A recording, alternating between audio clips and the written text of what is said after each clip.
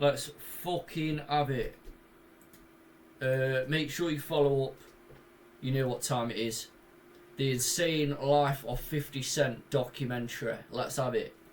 You've been shot. How many times have you been shot? 9 times. 9 times. Yeah, it was only one situation, though. It was one. Well, yeah, okay.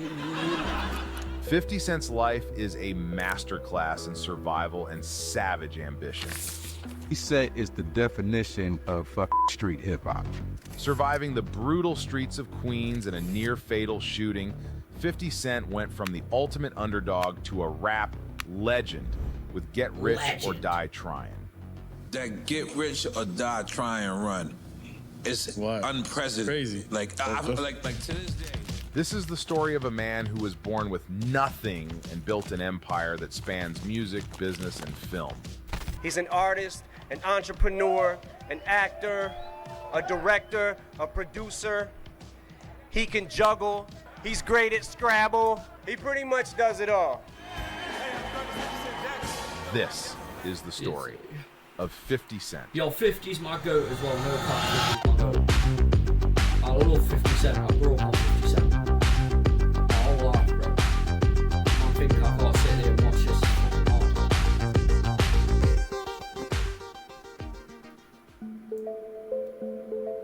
The early years, I was wrong. 50 Cent was born Curtis James Jackson III on July 6, 1975 in Queens, New York City. So that's near New York. That's one of the suburbs of New York, which I imagine is a tough area, despite the fact that it's called Queens, which makes it sound kind of friendly. Yeah.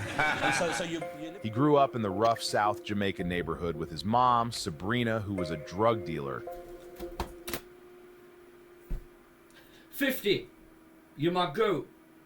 50, I will never disrespect you a day in my life, and you'd probably punch me up if I ever saw you or met you, and I fucking hope one day I do get to meet your ass.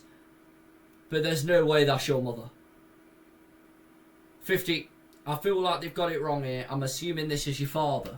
Well, I never knew my father. You know, I never... Never mind, no, it's not your father, it's your mother. I do apologise. Dairy me, boys. Actually met him. I think it's like that anyway for mom versus the dad. When it's a male child, mommy's everything.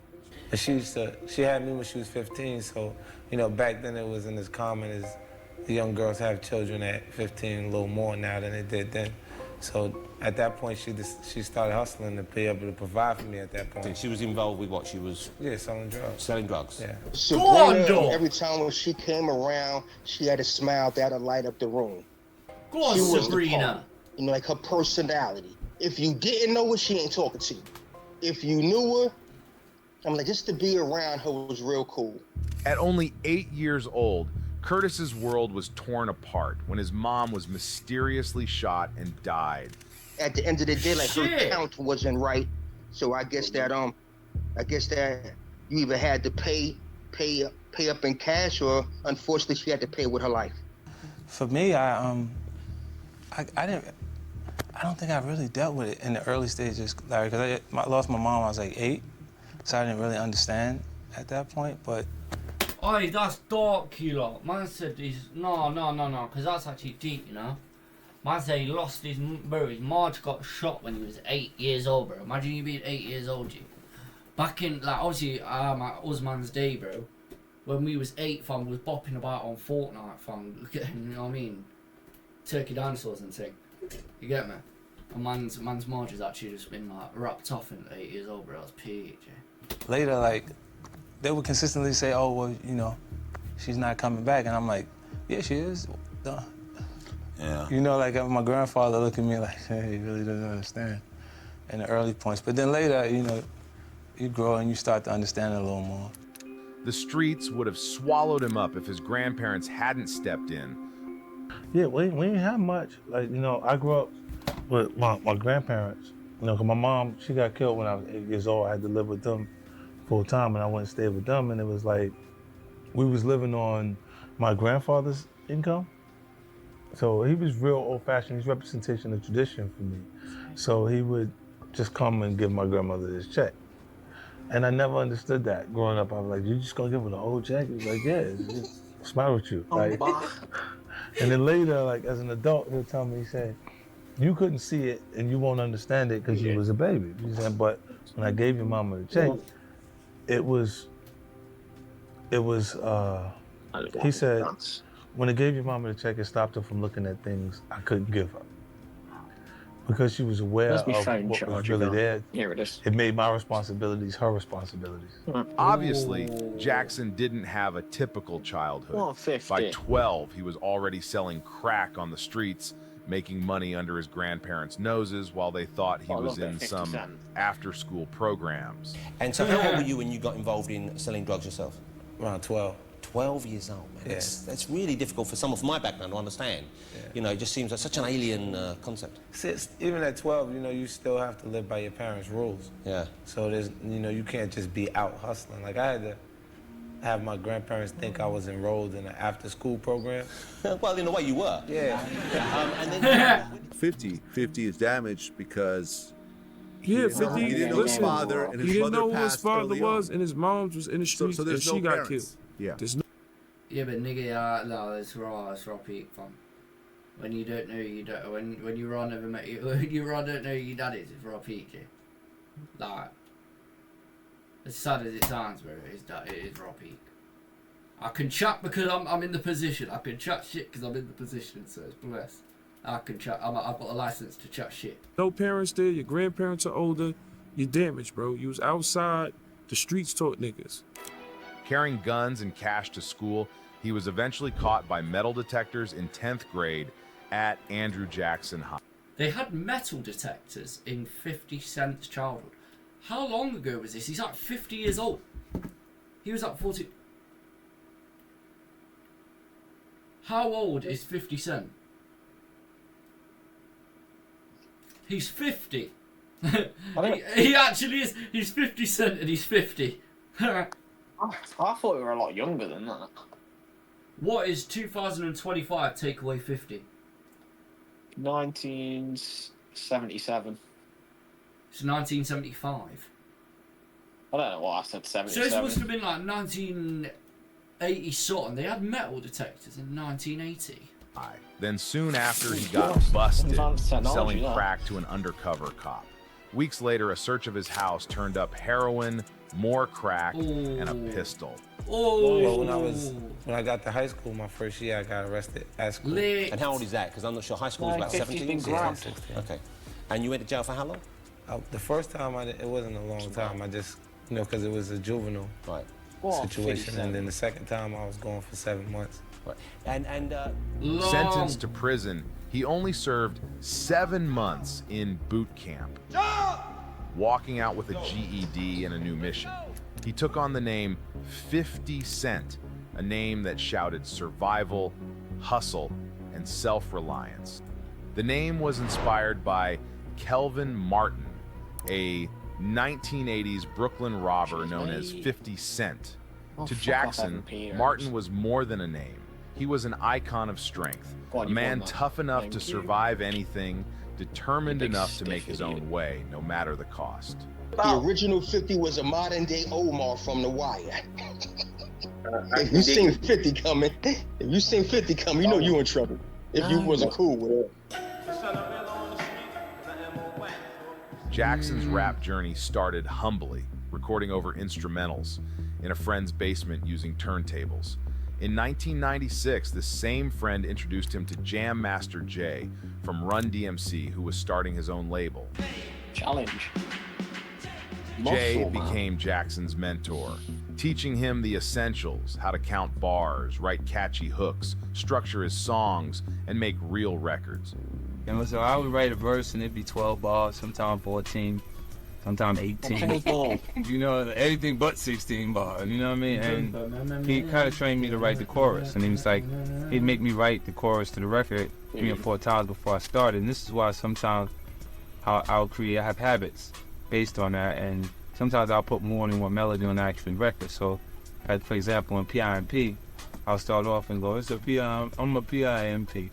I don't know what you heard about me. And then there's a point on the record where I'm going, I'm about my money, you see. You know that, if you with me. So there's a bridge area almost on the record And I learned to do those different things under Jay's tutelage. So, Jam Master Jay trained him well, helping him master hook writing and laying the foundation for his Sand Xbox game. Yes, bro. I don't know what you heard about me. Hard game that was. That's a classic, bro. If man knew, yeah, that grew up on 50, bro, Get Rich or Die Trying, bro, hardest album I've ever listened to in my life, actually, on my mum's. Do you know about Window Shopper by 50 Cent? What do you know about that tune right there? What do you know about Hate It or Love It with the Game? What do you know about How We Do with the Game? What do you know about these tracks? These elite level bangers. What do you know about Best Friend? No, you man ain't clued up like that, bro.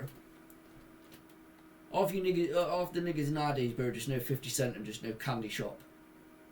And say they like 50 Cent. But they don't even know the whole words to Candy Shop, bro. Niggas lost the plot. Well, that other one, something like, is it Birthday? In the club. Yeah. Everybody in the club, bottle full of pop. Know what you need. You get to fill a buzz, I ain't a having sex, I ain't into making love, so Tom give me a hug, and to get rubbed, you can find me in the club. First, but unreleased album. My man 50 Cent, straight from Southside, Jamaica, Queens. What up, dog? What up? Everything good? Chilling. Jamaica, man. I'm from South Dozone. By 1999, however, Jackson had outgrown the J label. He signed with Columbia Records under Trackmasters and hit the studio hard, recording 36 tracks in 2 weeks. 18 of those songs made it onto Power of the Dollar, his Raw 2000 debut. His popularity exploded with How to Rob, a daring, funny track he wrote on a quick car ride to the studio. The song mapped out in detail how he'd rob the biggest stars in hip-hop. Whip it in. This track stirred up positive responses from icons like Jay-Z, DMX, and the Wu-Tang Clan. Wu-Tang Clan! And even got him an invite from Nas to join the Nostradamus tour. But shortly after, however, Jackson was shot 9 times and ended up in the hospital, putting his career on hold.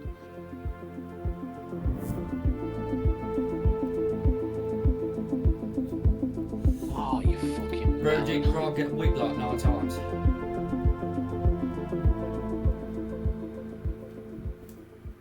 I forget, why did the guy shoot you 9 times? Was it drugs or something? He was paid to do it. He was paid to do it? Yeah. Who would want to shoot you? Why were you targeted? You're such a good guy. It's my past. It was a drug thing? No, like a just- business thing? It's karma. Other aspects of because you've been shot. How many times have you been shot? 9 times. 9 times. Yeah, it was only one situation, though. It was one. Well, yeah, okay. But they kind of went for it, didn't they? Yeah, they... Someone, you know, felt like that I... Go on. That's the more you know. I would potentially do something to them if they kept going in the direction that they were going. Man, you are tough. On May 24th, 2000, Jackson was ambushed outside his grandmother's former home in South Jamaica. The guy got robbed in the actual neighborhood. And he accused you of robbing No, he just seen me communicating with someone who actually robbed him. Actually robbed him. And he misinterpreted the conversation because he seen me laughing and us talking, but he didn't know I grew up with the guy. He had just gotten into a friend's car when another vehicle pulled up and a gunman walked over, firing 9 shots at him with a 9mm handgun. I came and sat down into the car, and the guy came from out of another vehicle and ran up on the other car. So, and I just didn't see the person coming, or I would have avoided it at all costs. Jackson was hit in his hand, arm, hip, both legs, chest, and left cheek. His face injury left him with a swollen tongue, a missing wisdom tooth, and a slight slur in his voice. Most of them in the legs, I got hit in my hand and I got hit in the face. So like, I'm not there. Fragment portion of it is in my tongue, so it kind of changed when I speak a little bit. Like, shot my hand, my thumb came out my hand. Earlier, pal. My face. Go on, stream Shot in the boo. face? Yeah. Where did that come out? Like the 2. Wow, oh my goodness, there's a hole there. Yeah, I don't know why I'm surprised the bullet went through there, but it's alarming. Yeah, it kind of changed my voice too, and this is the voice that sells 8 million records, so I think everything happens for a reason. What a great... He and his friend, who was also wounded, were rushed to the hospital, where Jackson stayed for 13 days. 3 weeks later, the suspected shooter, Daryl Homicide Baum, who was close friends with Mike Tyson, was killed. You say the guy who shot you is dead now, right? Yeah, he's dead. How did he die? Same thing. Somebody shot him? Yeah. After the shooting, Jackson needed a walker for 6 weeks and fully recovered in 5 months. But when he left the hospital, things got worse. He was dropped by his label and blacklisted in the industry. Feeling rejected by the US market, he moved to Canada, recording over 30 songs for mixtapes to keep his name alive. He was putting out mixtapes, it seemed like every single week there was another mixtape. He was taking other people's beats and he was destroying them, right? Hustling hard, Jackson sold those mixtapes from the back of his own car, building his reputation on his own terms. The truth is, nobody knew what was going to happen to 50 at that point. Like, you know, shit got quiet, it died down. Big go 50 came Eminem. back, he hit the mixtapes, he did all the G-Unit stuff. Like, you know, 50 he hit the streets. All the mixtape DJs, everybody. With his popularity on the rise, Jackson released Guess Who's Back in 2002. The mixtape made waves, landing in Eminem's hands. Eminem, he had got his hands on a copy of a mixtape that I put out. Blown away by what he heard, Eminem didn't waste time. He invited Jackson to Los Angeles and introduced him to Dr. Dre. This was the turning point Jackson had been fighting for. Go on, be I flew to Los Angeles to meet with him, and when he called and told me, like, M wants to meet with you, I was like, all right. Like, he's like the biggest artist in hip-hop. Yeah. At the time. And Sure. I said, okay, I'll fly, you know. I didn't want to get my hopes up or get excited. And then when I got there, he was like, yo, this is it. This is the next big thing. And I was like, okay. Clear memory of the first time I met 50. And I think one of the things I noticed when he first walked into the room was his presence, right? Because it just kind of felt like he's gonna be a star. Like just the way he carried himself, swagger, everything. Like baller. I don't know. It just seemed like he was the whole package. Okay, so can you guys talk a little bit about how, you know, Dre and can you talk a little bit about 50 and how you guys, when you first heard him, what you thought, and how you guys hooked up together? It's long. I'll take credit for that. You should. Semi-credit. Semi-credit. I heard it. I brought it to Dre. Dre heard it. He was sold. And basically we said, let's do a joint venture. Like, me and you get involved. Yeah, this is perfect. I'm sitting like 50-50 on 50, like Yeah. cut down the middle, break it in half. That's it. And Dre, once After signing a $1 million record deal, 50 Cent released his debut album, Get Rich or Die Tryin', in early 2003. So I did Get Rich or Die Tryin'. It was supposed to be me producing half of the album and Eminem producing the other half. I was in the studio with 50 for just 7 days for my entire half of the album. Yeah. He came in there and went crazy. Writing, all right, put up another one. Writing, put up another one. And we got the entire thing done in 7 days, at least my half. This album stands out because there's not a single bad song. Every track delivers. That Get Rich or Die Tryin' Run. It's unprecedented. Crazy. Like, like to this day, not only, of course, I'm gonna say, I've never seen it in New York because I'm from New York. And New York at the time, we ran the world. If it ran in New York, it ran all over. But that run has never been duplicated. But you know what I mean? Compared to the albums he put out later, which often vary in quality, Get Rich or Die Tryin' feels complete and intentional. 50 Cent told me out of his mouth. Yeah. He studied Doggy Style thoroughly. Nice. Before he did Get Rich or Die Tryin'. 50 brings something raw and introspective, like he poured everything he had into this project. The lead single, Into Club, set a Billboard record as the most listened to song in radio history within a week. The album was a massive success, but part of 50 Cent's appeal was his look. Muscular, covered in tattoos, often in a bulletproof vest, sometimes even holding a handgun. He looked like he was ready for battle, and he'd lived the kind of life that made his lyrics feel real. Unlike others in the game who just talked big, 50's lyrics came from experience, and fans could feel that brutal authenticity.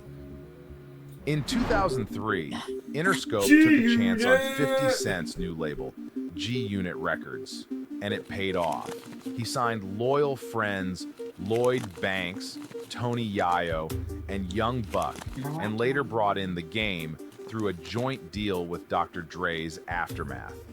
G-Unit Records released Banks's debut album, The Hunger for More, which went platinum, with 50 even appearing on the hit track On Fire. In 2005, 50 released another hit album, The Massacre, continuing to rap about drugs, crime, and sex. The album sold over 1 million. Yo, what's he gonna say? What's the nigga gonna say, like? What's he gonna say, like? Yo. It's another hit album. Wait. Continuing to rap about drugs, crime, and sex. About drugs, crime, and sex. Why's he gotta say it like that, bro? This shit's hella weird. Like he's fucking doing some Just Eat advert. And sex. The album sold over 1 million copies in just 4 days and held the top spot on the Billboard 200 for 6 weeks. He became the first solo artist to have 3 singles, Candy Shop, Disco Inferno, and How We Do, in the Billboard Top 5 at the same time. By November, he'd even moved into gaming with 50 Cent Bulletproof, making his brand unstoppable. But then Kanye West disrupted everything.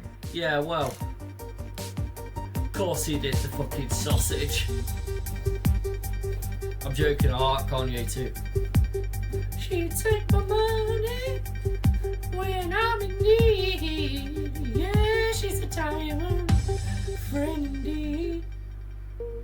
No look at 50's career is complete without mentioning his legendary feud with Ja Rule. A beef that's one of hip-hop's longest, pettiest, and most intense rivalries, lasting over 20 years. And there's something going on between you and Ja Rule, who's another rapper. I don't know how many people are familiar with him. I'm sure rap fans obviously are, but other people who aren't as into rap won't know. But he's a talented man as well. He seems to be doing very well for himself. Not anymore. Okay. Yo, Ja Rule's fucking dry, bro. He's got tunes, but he's such a bellend. Like, all his good tunes, he got carried. I'm not always there when you call. I'm not always on top tune. The story kicks off in the late 90s in Queens, where Ja Rule, blending tough lyrics with smooth melodies. Deadass chart streaming to no one. Yeah, and you're fat as fuck. Was making a name for himself under Irv Gotti's label Murder Inc. Meanwhile, 50, also from Roleplay 50 Cent and get shot 9 times. Yeah, bro. Queens, was struggling to break into the scene. Both were streetwise hustlers. It's alright, mate. It's alright, we'll meet. We clocked to you. I don't think that you. I went to primary school with you. You're a fat, sweaty slob, bro. No one actually likes you. You've got no mates. Just come off it. Have a day off and fuck off. Nice one out, kid. Yeah, have a good one. Hustlers navigating their way through both the streets and the music business. We really have nothing in common other than we're from the same neighborhood. That's the only thing that we really have in common. You understand? We're two different. You know, we're two different people. You know what I'm saying? I'm a stand-up nigga. Bro, Ja Rule's is literally he's not. Dry. You understand? And that's really the basis of who we are. According to 50, their feud began after a friend of his robbed Ja Rule.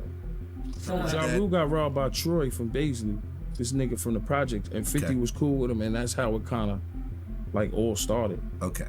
Ja, however, tells it differently. A dude that I fucked with from Southside came home from jail. Came on my block one night. Seen me on my block one night. Came to see me. He pulls out the burner on me. So now I'm shocked. You know what I'm saying? Because I know I know him. I fucks with him. So now I'm shocked. So he goes to the burn on me. It's like, you holding, you strapped. I'm like, nah, I ain't got nothing on me right now. You can pat me, whatever. So you gave him the chain? Of course. I said, yeah. There's a gun in your face? They got a gun on you, nigga. The nigga with the gun. You know what I'm saying? It's the winner, nigga. Yeah. Hands down. The guy with the gun won. You know what I'm saying? All right, yeah. You got the gun. At least he's honest. Take that. Hold on to that, nigga. Okay. Not a problem. You know what I'm saying? So I guess the story got back in the hood of what happened. And so 50 used that as his end to have something to say about me. You feel what I'm saying? But it had nothing to do with him. Like, I didn't even know you know this dude. Something to do you know with what I'm saying? His story is, I seen him with Troy out and about, and I got mad at him. Like, nigga, you had nothing to do with it. Why would I get mad at the guy next to the guy? You understand what I'm saying? Like, his stories just don't add up. They just don't make sense. Whatever the real story, the tension between them grew darker and more intense. By 2000, the rivalry hit a boiling point. The two ended up in the same studio and a fight broke out. 50 reportedly punched Ja, and Ja's crew retaliated. During the brawl, Ja's associate, Black Child, allegedly stabbed... Nigga, that is not a child. That is a 6'7" grown-ass big black nigger, fam. The fuck do you mean, Black Child? Well, whose Black Child is that? What the fuck? 50 Cent, leaving him with both a physical and psychological scar that would fuel their beef for years. I was there. Yeah. So it was Black Child, it was Ja Rule. I don't know, somebody else. And so he swings at me. You know what I'm saying? He caught me a little bit true. You know what I'm saying? But I dipped it and then hit him with the bat. Boom! So now we start tussling. We tussling. Now my niggas is there. He got a few niggas with him there. Me and my niggas proceed to whoop his ass while his niggas did nothing. Motherfucking 50 got stabbed that day, right? He didn't get stabbed, right? Vlad, shut the fuck up with that shit. Okay. He got the cut? motherfucker had a scratch. He got cut. At the end of the day, I've never been beat up. I've never been stabbed up. I've never been shot up. You know what I'm saying? These are all the things that happened to him. As Ja Rule gained fame with hits like Always on Time and Put It On Me, 50 went on the offensive with the track Your Life's on the Line, aimed straight at Ja Rule and Murder Inc. Ja Rule had nothing but radio hits. Game! Which is fucking amazing, because I always tell people that Ja Rule was like the early 2000s Drake. 100%. Before 50. Like Drake, Ja was Drake. He couldn't fucking miss. Yeah. And he also put on like fucking Christina Milian. He had the J-Lo. He had Ashanti. Like Ashanti. Yeah. Like Ja couldn't fucking miss. 50 knew he'd need big names behind him, and that support came when Dre and Eminem signed him. With industry giants backing him, 50 dropped Wanksta, a track mocking Ja Rule as a fake gangster. The song hit hard and fans latched onto it, putting Ja Rule's street image under fire. I feel like 50 had too much rolling. Number one, Wanksta was fucking crazy.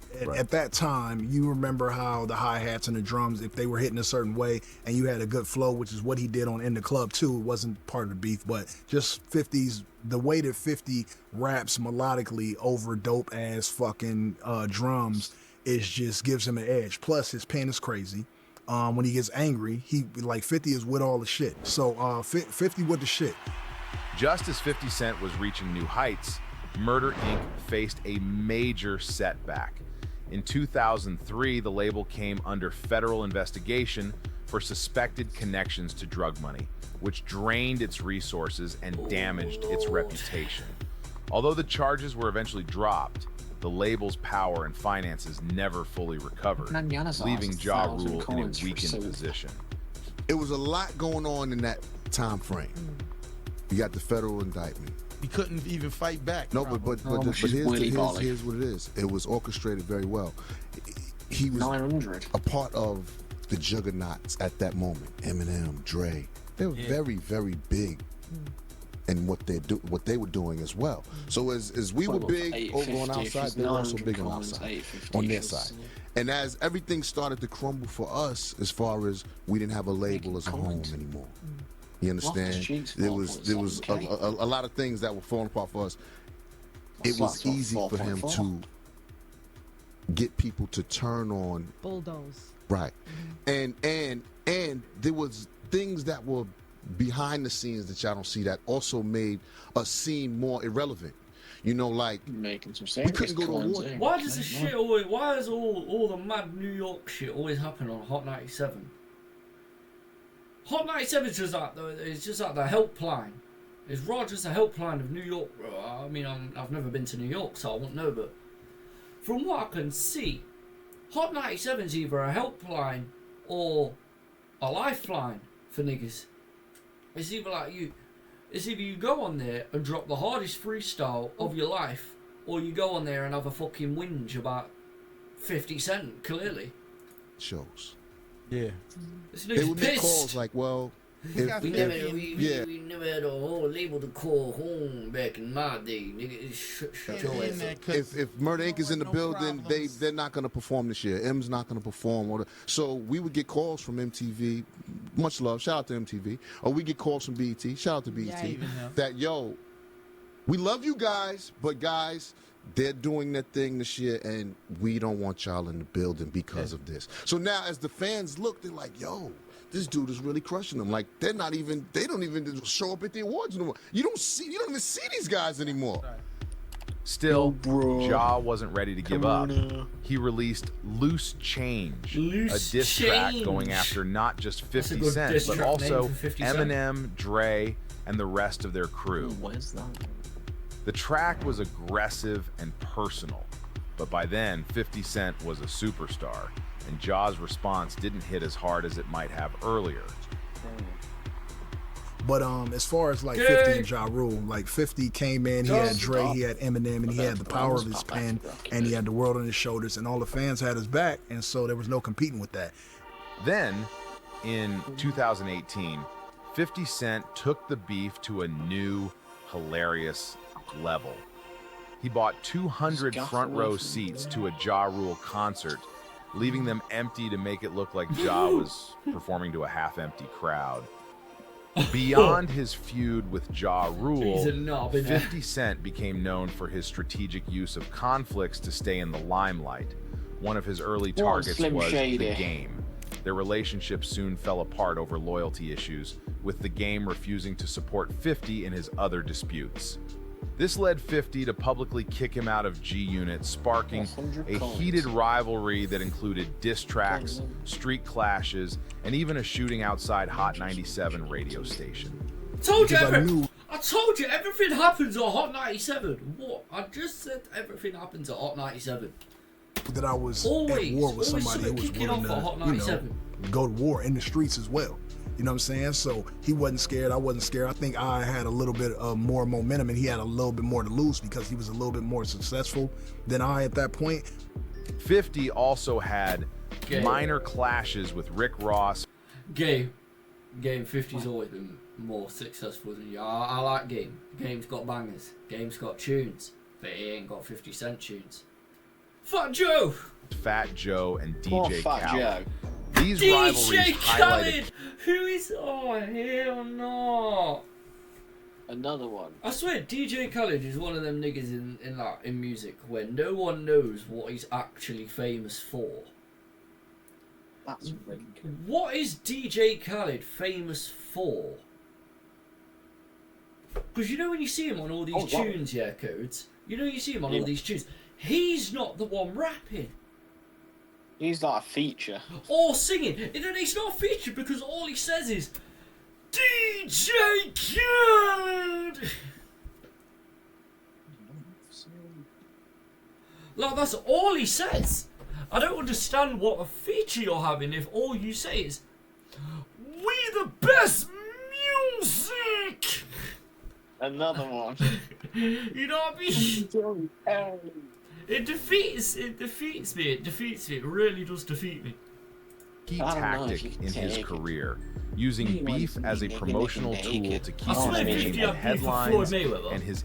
Yeah, he did. That's an odd one.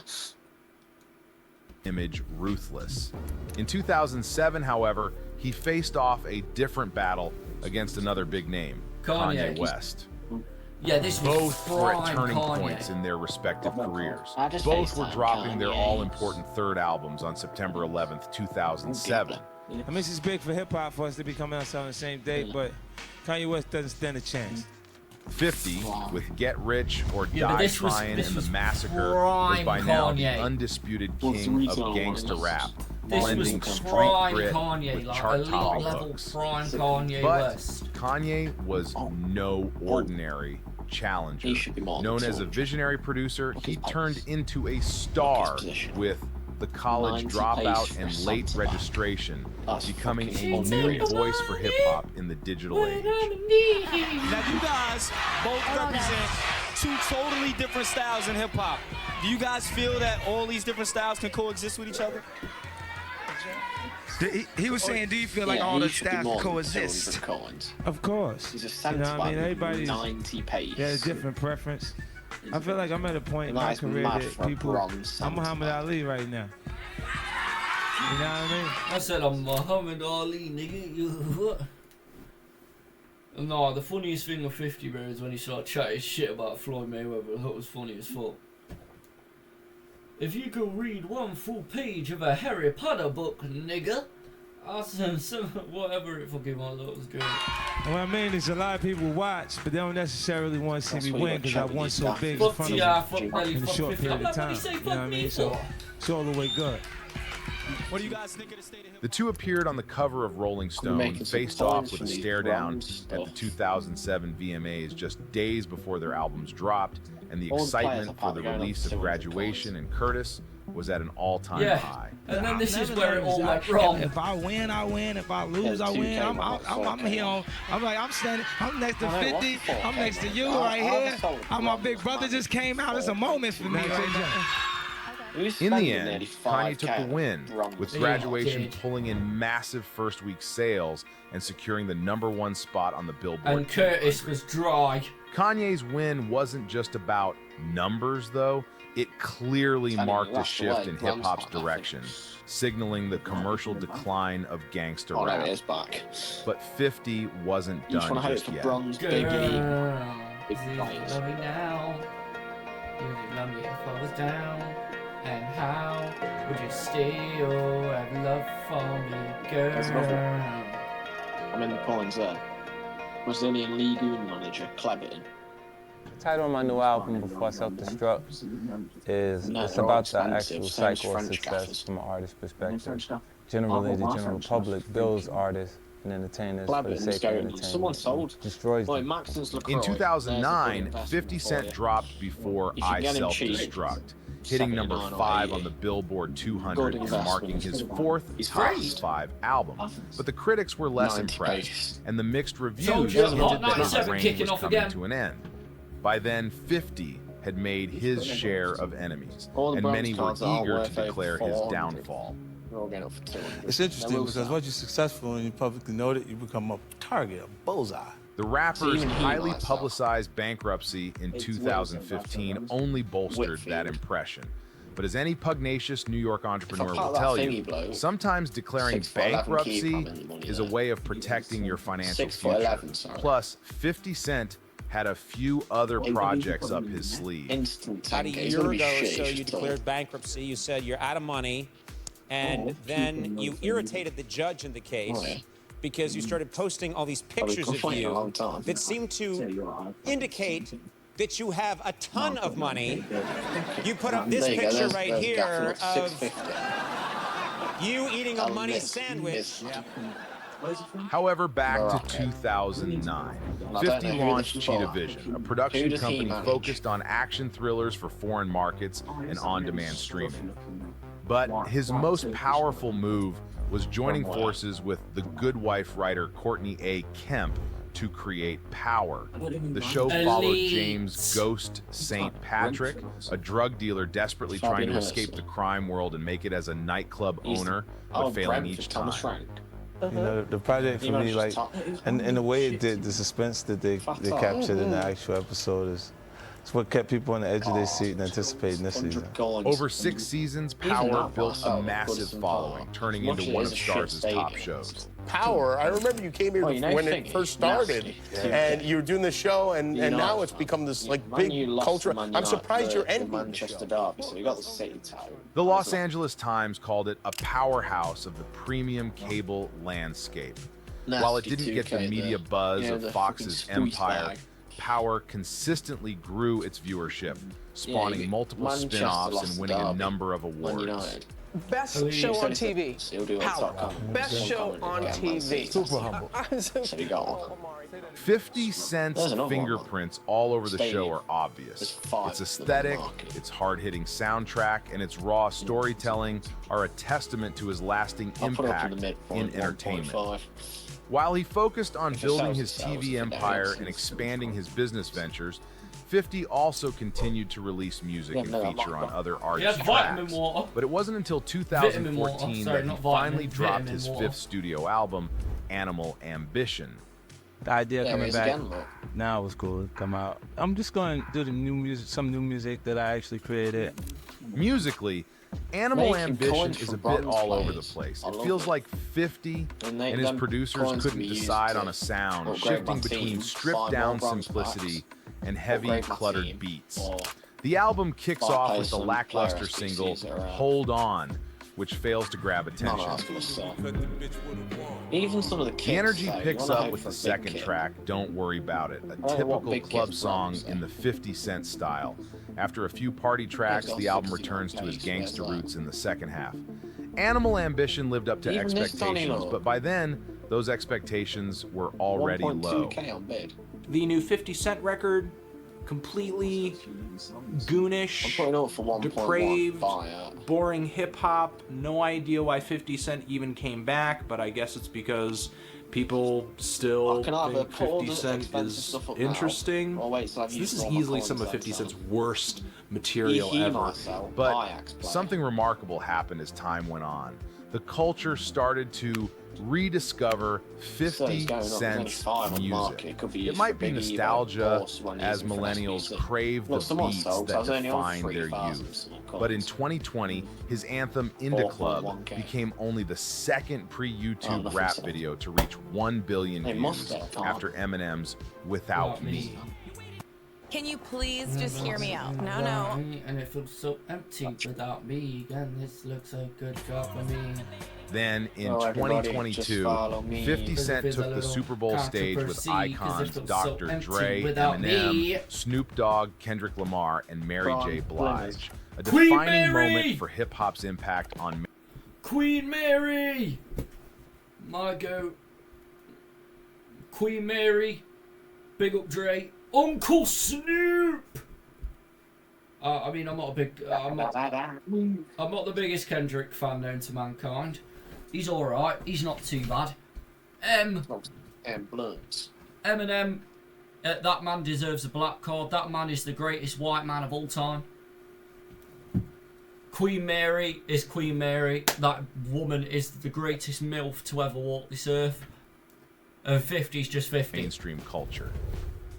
When Super Bowl went down, everybody like popped up and popped off. That was Dre. That's Dre too. You see what I'm saying? It's Dre and really M because he wouldn't do it without me. Right.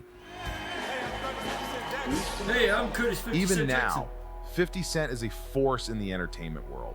From dominating rap to producing hit TV shows, he's shown he can adapt, evolve, and stay in the spotlight. He's got more shit though. He's an artist, an entrepreneur, an actor, a director, a producer.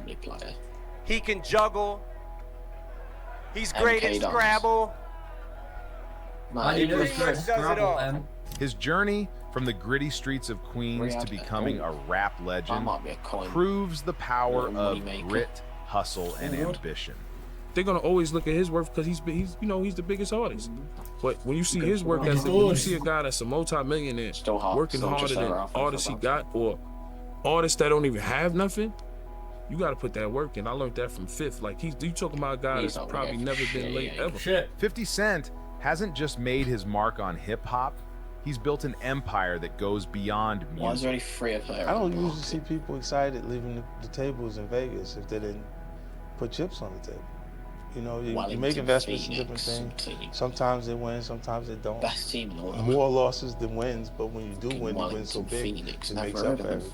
That's been Fleetwood player. Though controversies have been a part of his story, they've only added to his appeal, showing fans a raw, unfiltered personality. He said it's the definition of fucking street hip hop. You know, if you're talking about hip hop and street, you should have fucking 50's picture on that shit. His legacy remains unbeaten, and his influence on hip hop and pop culture will continue for generations. Can I not just like list them on the market now then? W fucking video. W video. W video. W video. W video. W video. W video. Goodison Pop. That was a hard vid. That was a hard vid. That was a hard vid. That was a hard vid. Alright, fellas.